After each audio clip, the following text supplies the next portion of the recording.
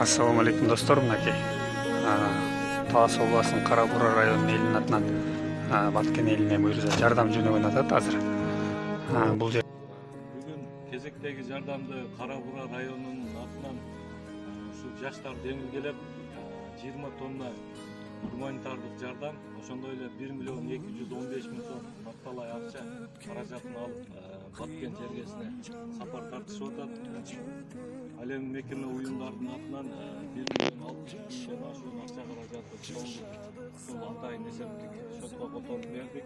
Ушул балдарыбыз аман эсен Кара Бура элинин атынан тапшырылган аманатты Баткен жергесиндеги боордош элибизге аман эсен тапшырып келишsin. Ак жол каалайбыз балдарыбызга. Аман эсен барып келишsin.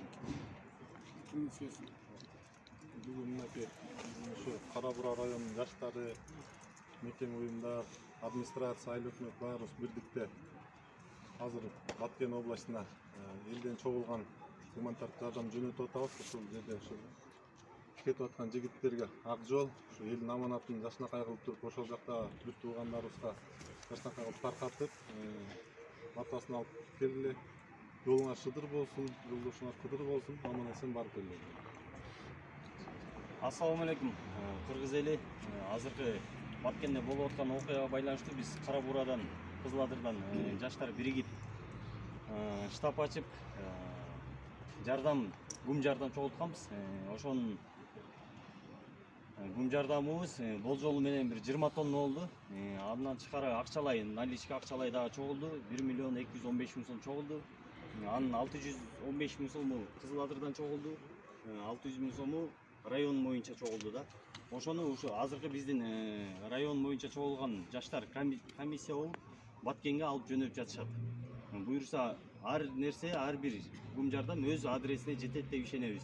Ишеничтүү балдар жөнөтүп атабыз буюрса. Бара турган балдарга ак жол, аман эсен барып келиңиздер.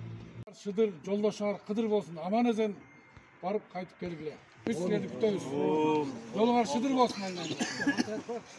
Кел. Яраткан Алла ушу аманатты апараткан балдарды аманаттарын так аткарып, так жеткизүүгө Кудай Таала ден соолук берсин, күч кубат берсин, дүйнө кыстардан тышкары болсун. Аман эсен бар, аман эсен келүүгө Алла Таала шуларга чоң күч кубат берсин. Ушу Баткендик элдерге ошо жардамга бараткан балдар ошо апарган күн жардамдарын туура маалыматка апарууга жеткизүүгө насип кылсын. Амин.